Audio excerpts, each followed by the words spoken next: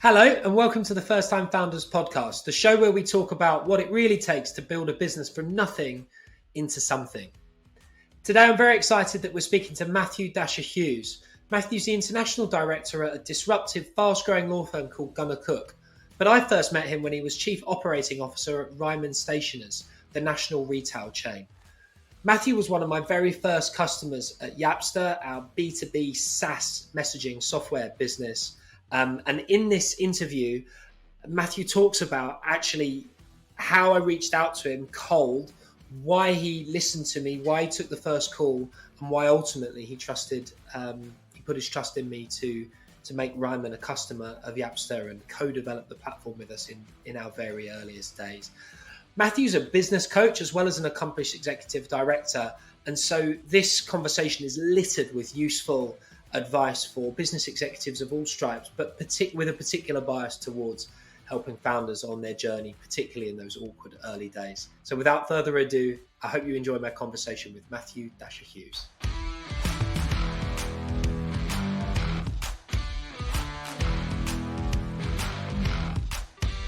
Matthew, welcome to the First Time Founders podcast. Thank you so much for doing this. Rob, it's absolutely fantastic to see you again.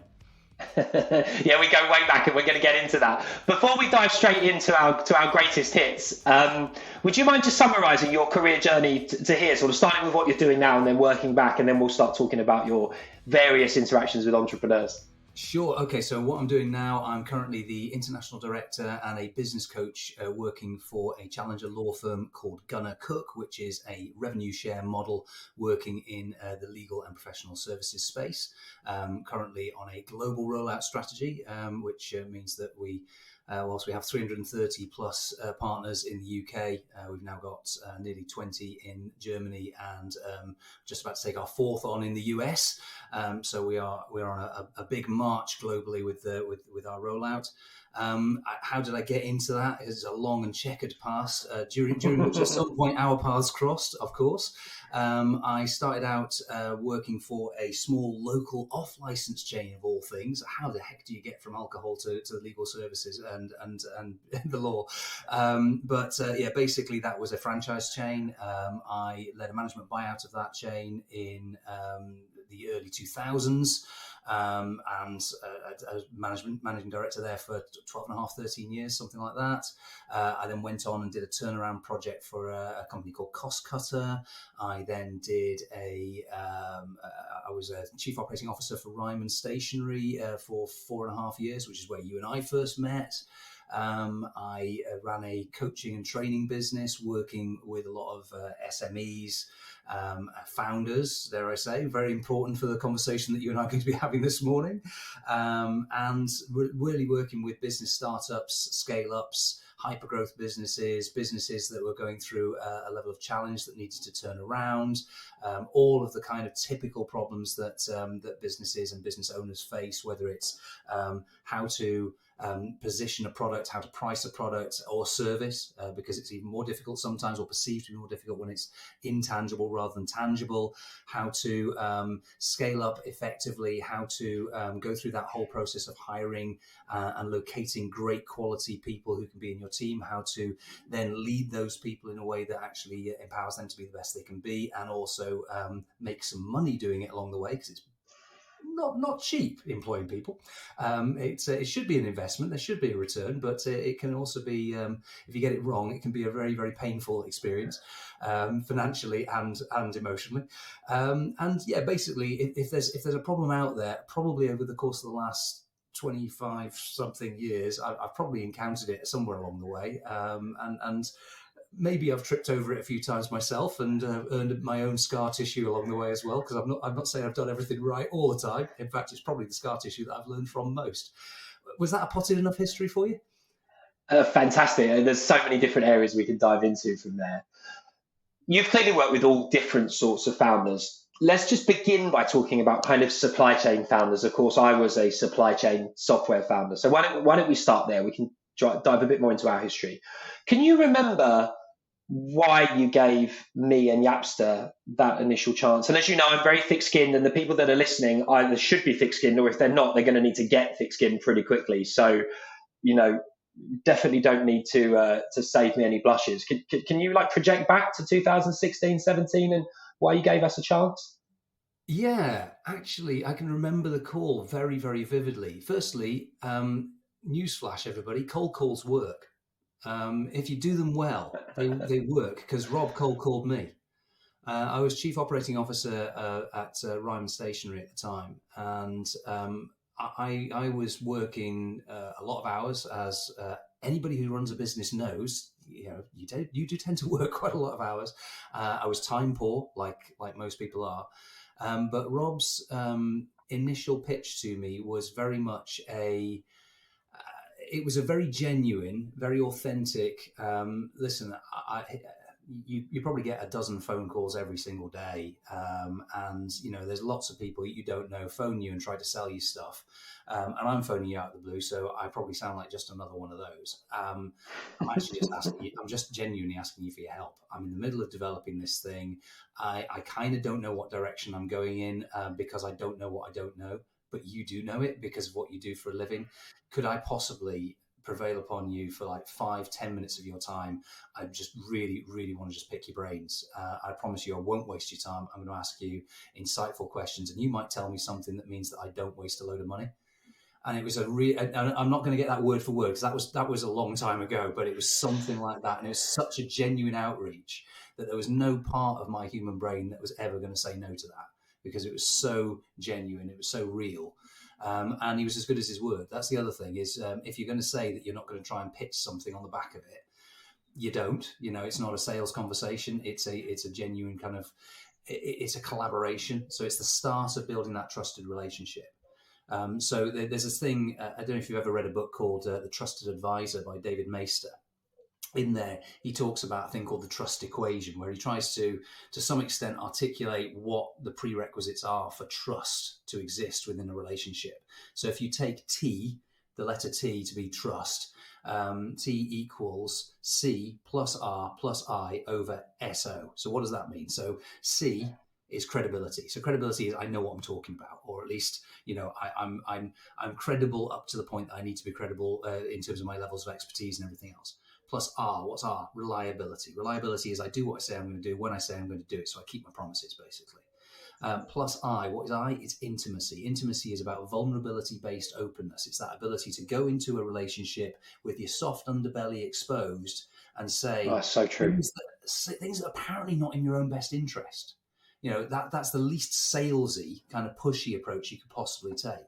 And if you've got those three sitting above the denominator line, then you're already into a very good place to create the environment in which trust can exist.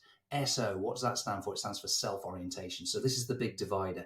If you look like you have selfish self-interest above anything else, then it will undermine and divide any attempt that you have to build trust, because it's going to start to look cynical. It's going to start to look inauthentic.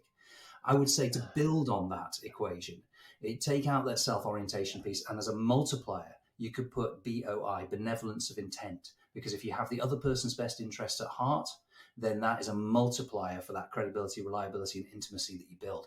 And you did all of that instantly on that call. I was going to ask, Matthew, can you give an example, without naming any names, of what lacking all of those characteristics looks, sounds like, feels like? Because I'm going to talk about the difference between being like super early stage in a startup in a moment, which is when it gives you the chance to do genuine customer discovery, where you haven't built enough yet that you can legitimately change your vision to fit this new potential customer. You clearly can't do that as when you get later on. So we'll talk about the difference between day one selling and scale up selling. But before we go into that, because I want people to, it's very kind of you to say what you said about me, but I want them to be able to observe patterns in their own behavior if they kind of meet the anti-profile. So can you just describe the anti-profile before we move on? Sure, absolutely no problem at all. I'll explain it or describe it with an example that everybody has experienced. You know it yourself. Now, if you've ever sort of read anything like Never Split the Difference by Chris Voss or anything, you know that you've got. It's a great book, isn't it? Isn't it a terrific book? Love that. Great stories in there. You've got between 4 and 7 seconds to instantaneously build trust with somebody, or at least to not lose their trust. for the shutters to not come slamming down. Right, this person's out to get me, they're out for themselves. And you know it immediately. The minute that a complete stranger, comes on the phone to you and says, "Oh, hi, how are you today?" with that little quaver in their voice, that little kind of, "I don't really want to be making this call. I'm a little bit scared because there's somebody frightening at the other end of the telephone." You can sort of hear that waver, that sort of, "I don't really deserve to be here." And it's inauthentic. And you know that what they're going to do is just try and sell you their, whatever kind of crap they're going to try and hawk on you. Forgive the phraseology. But it's that, "Hi, how are you today?" If you take the initials of that, "How are you today?" HAYT, it spells out hate. It's a hate crime. Don't do it. It's awful. It's just, you don't know me. You don't care how I am today, except in the broadest sense of that you hope that no other human beings are living a miserable life. It's nonsense. It's the worst, but it's the worst form of garbage. So the first thing to do is, if you're going to show up with the right sort of approach, is show up with the right mindset. And the other, the mindset is, look, I'm interrupting somebody's day here, but I really do need to feel, that I'm getting some good information here. And actually, I'm not going to waste their time. Their time is valuable. Time is their one non-renewable resource, as it is mine as well. Let's not waste their time. Let's get on the phone with the mindset that this is going to be an interesting conversation between two people of equal business stature, of at least, equal intellectual capability. It's a genuine meeting of minds. And if it's not, well, you know what? It's one of those things that's going to last maybe 30 seconds of my life. So as far as I know, nobody's ever died from a phone call. Should be okay with that one. So actually, I don't. And you're not trying to persuade them at that point, right? That's your point. Because what you're saying is, if you connect and there's nothing there, you respectfully leave the call. You don't destroy the relationship trying to persuade them in the first minute. Correct. Exactly that. The minute you start trying to hawk something or push an agenda, you've got to turn up there with a real kind of open mind with, okay, yes, I've got certain things that I would like to get out of this call, but I don't even know whether or not this person's going to be able to help me, whether they've got time to help me, they've got the inclination to help me. And so all you can do is be, super honest. And I talk about disarming honesty. It's not the same as honesty, because honesty is I'm developing a product. Honesty is I really believe in it. I'm passionate about it. It gets me out of bed in the morning. Honesty is when I lie awake at night thinking about things, I'm typically thinking about this product because I'm very excited about it. All of those things are honest, but they don't care because it's about you. The only thing they really care about is what's going on in their world. And you've got to get that connection before you can actually earn the right. Try and be interested in them before you can be interesting to them, So it's that initial connection that you've got to get. And that's really sort of the art of the phone call, I would say. It's so true. It's interesting, actually. I suspect it was easier for me because I didn't come from a professional sales background. Because I didn't come from a professional sales background, I'd never been taught kind of classic pushy sales methodologies. I'm sure you can bias too far the other way. I'm a reformed lawyer. Interesting that you've landed in an innovative law firm. Lots of people talked about being innovative lawyers when I was a lawyer, but there were very few of them around. But so I almost had to fight against going too far the other way and being so apologetic that it went past being disarming and went into being like faintly tragic. But I'm actually glad I didn't come to it with lots of hardcore sales experience that was developed in mature markets, which is totally different in an immature. So would you mind, Matthew, if we jump into that point then, have you seen, how do you distinguish the difference between a very early stage entrepreneurial selling and kind of scale up selling? Have you thought about that much? I mean, I certainly haven't. We can talk about it. I'm happy to sort of riff together. That's a really, really interesting distinction. I guess the key thing here is that if you're going to be in any space in B2B at any stage, whether it's setup, startup, scale up, hypergrowth, or even steady state, to some extent, there are some common elements of DNA in the approach, which is that it's about building a transformational relationship, because you're asking, to some extent, you're asking them to trust you to come on a journey with them and to change their behaviors, because really that is what B2B sales is. It's about, are you prepared to believe in what I'm telling you enough that you're prepared to change the way in which you act day to day? So whether that's a SaaS product or it's a selling methodology, or it's even it's a new risk management system or something like that, it doesn't really matter. Ultimately, the success or failure of it is not to do with the initial belief in the product or service. It's not to do with the system itself or how good or bad it is, although those things are important. The success or failure, more often than not, lands with the client company as to how well they implement it. So to some extent, we are agents of change. And so when you are going through that journey, when you're in that initial setup thing, the agency of change, the message is slightly different, which is, I'm right at the beginning of this journey. I'm looking for people who've got a similar level of entrepreneurial flair to me, to be in at the ground floor on this thing, to help me to build the plane whilst I'm trying to fly it. To do that whole kind of initial piece, which is really exciting. I'm keeping my overheads low. I'm keeping my own personal energy levels high. I've got a great life right now because I've made the choice to kind of work for myself, which means I'm working for the most unreasonable boss I've ever worked for. And I've got great to work for whichever 18 hours a day I choose, and that's the kind of the founder journey right at the very beginning. And you kind of want your early clients to kind of buy into that and to almost accept that there will be shortcomings in the service or product that you provide early doors. So a lot of the transparency and the disarming honesty is really around that to start with. So true. Doesn't mean that disarming honesty and that transparency is less important in later phases of your journey. It just changes what it is you're saying.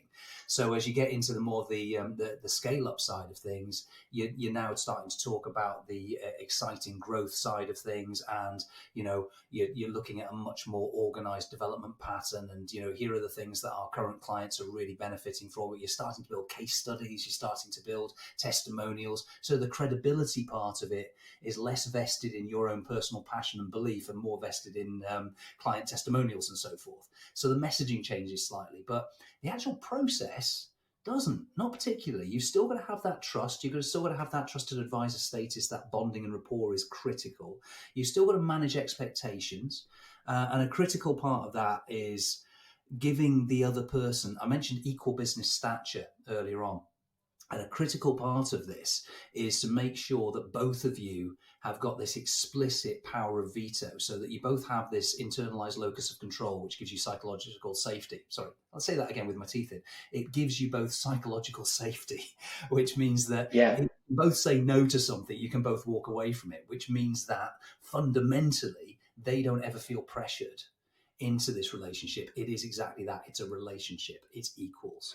So, you've kind of agreed up front, look, if this is not right for you, that's fine. It's not right for everybody. We recognize that, we'll walk away, we'll part company as friends, we'll shake hands. It's not going to be that kind of coercive relationship where, you feel like there's a pushy salesperson who, with commission breath, putting your arm up your back and the other hand into your wallet. I love how articulate you are about this stuff, because it's funny. I've gone through a lot of the journey that you're describing. I just didn't know that I was going through it when I was going through it, and didn't understand. I mean, I struggled with the transition from early stage to early maturity, because I got very used to giving early customers everything they want, like it was a service offer when it was a product offer. You can't change a product for every customer like you can to some extent change a service. And I really struggled with setting the right expectations at the beginning, because I genuinely wanted to give every customer a truly tailored experience. And it took a lot to learn to kind of optimize for the average, and then give people exceptional experience by making sure they're the right fit for that kind of that template almost. It took me a while to get there. You've clearly been a customer at kind of all stages of the entrepreneurial journey. Is there any kind of method to when you decide to be a late adopter, early majority, bleeding edge, early adopter of something? Does it depend on the risk profile of the product or service, or is it really just timing and whether you like the founder?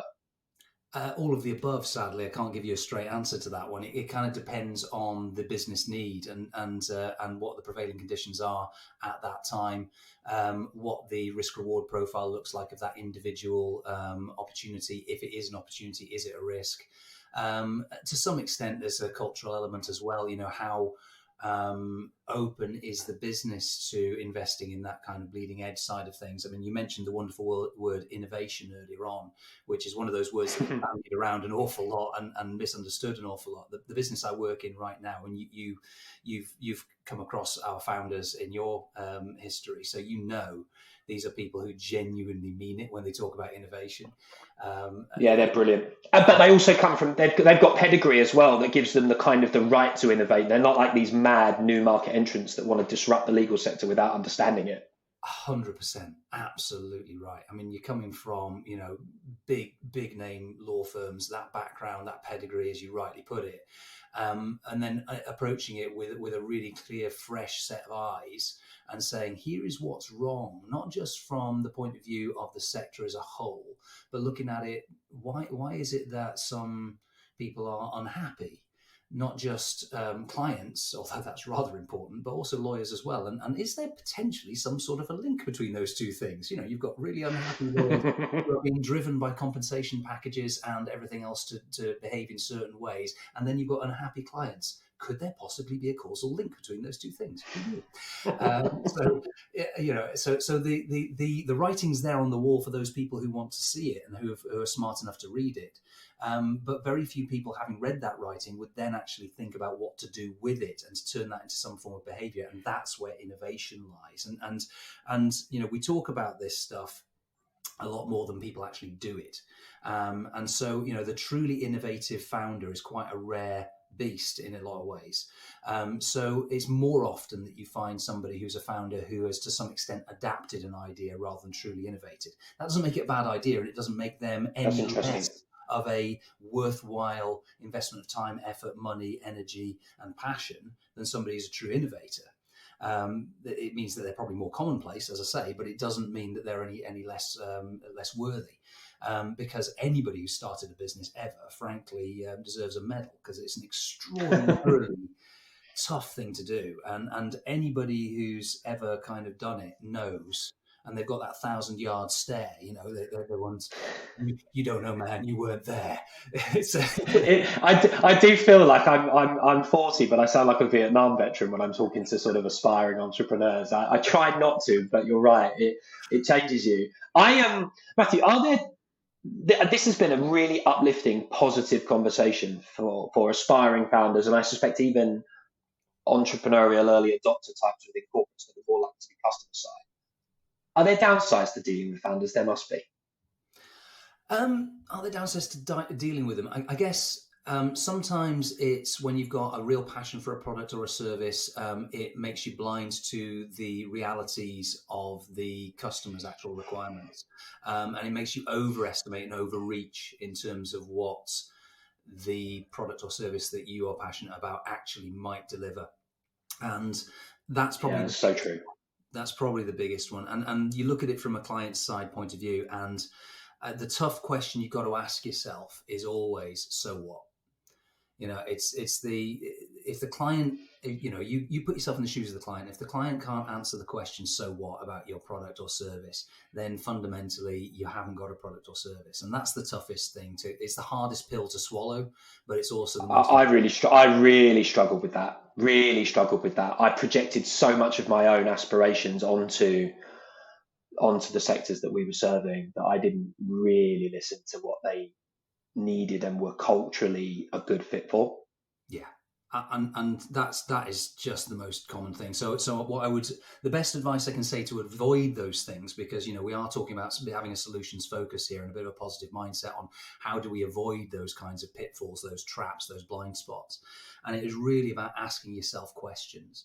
So the first question is always, who is my client? And what matters to them in their world.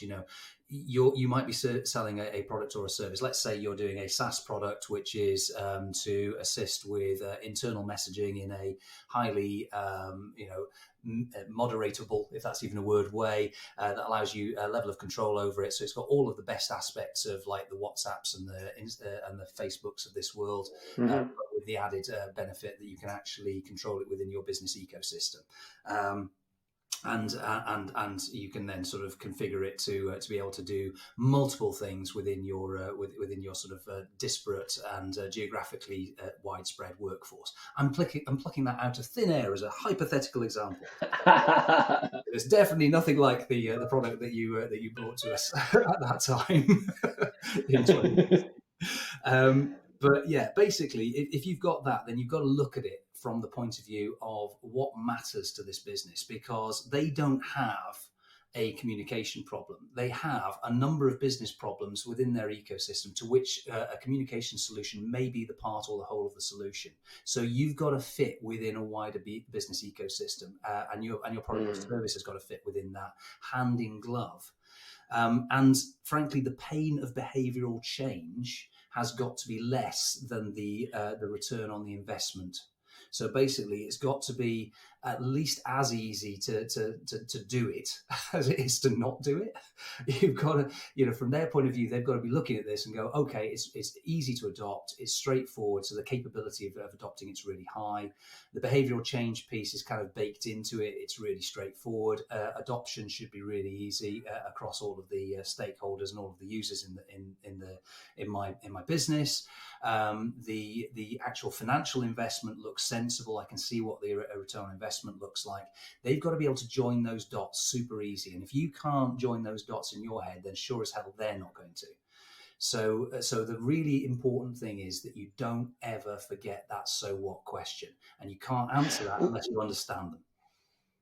Well, you were very kind, because I remember back in the day, and I'm sure you remember this, or you'll be too humble to say it, you actually led me to one of our cornerstone integration partnerships, which helped us pass that so what. And it's interesting because, sorry, I'll stop speaking in riddles for listeners that don't know. So Yapster was a standalone mobile messaging service that was exactly what Matthew just described, like secure GDPR compliant messaging for organizations where they don't want to pay for corporate email or Teams licenses for all colleagues.